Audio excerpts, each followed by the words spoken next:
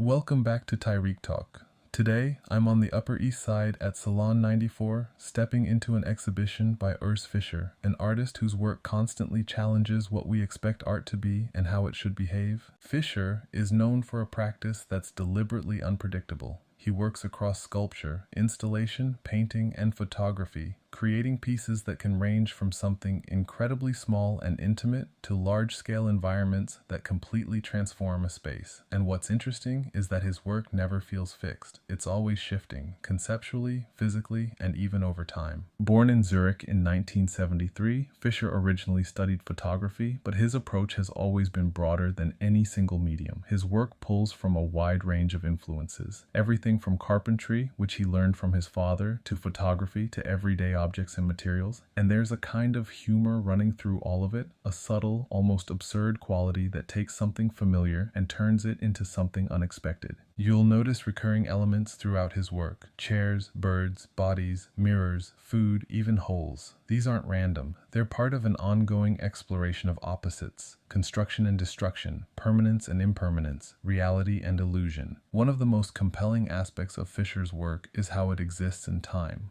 Many of his pieces are designed to change, decay, or even disappear. He uses unconventional materials like wax, clay, bread, and organic matter, allowing the work to evolve beyond his control. It's almost like he's setting a process in motion and then stepping back, letting entropy take over. There's a famous example where he created a house made of bread that birds were invited to eat away at.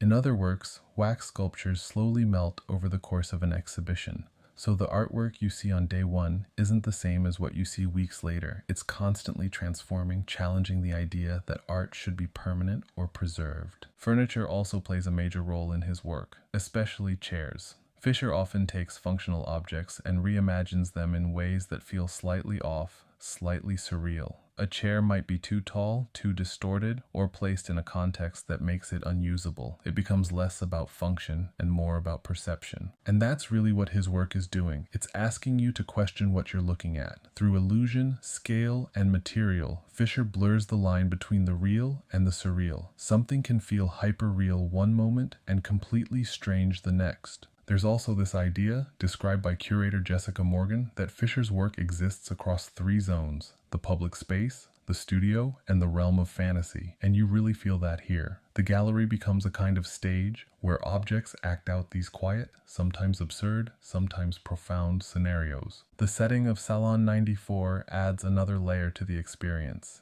The space is refined, intimate, and architectural, very much in contrast to the unpredictability of Fischer's work. That contrast creates tension. It sharpens your awareness of the objects, of their scale, of their presence within the room. As you move through the exhibition, there's a sense that nothing is entirely stable. Forms feel like they could shift, collapse, or transform at any moment, and that instability becomes part of the meaning. Fischer's work has been shown around the world, from the Museum of Modern Art to the Centre Pompidou, and yet each exhibition feels site-specific, responsive to its environment. Here at Salon 94, his work feels both playful and deeply conceptual, rooted in humor, but also in a serious exploration of time, material, and perception. Urs Fischer isn't just making objects. He's creating situations, moments where art becomes something alive, something unstable, and something that continues to change, even as you're standing there looking at it.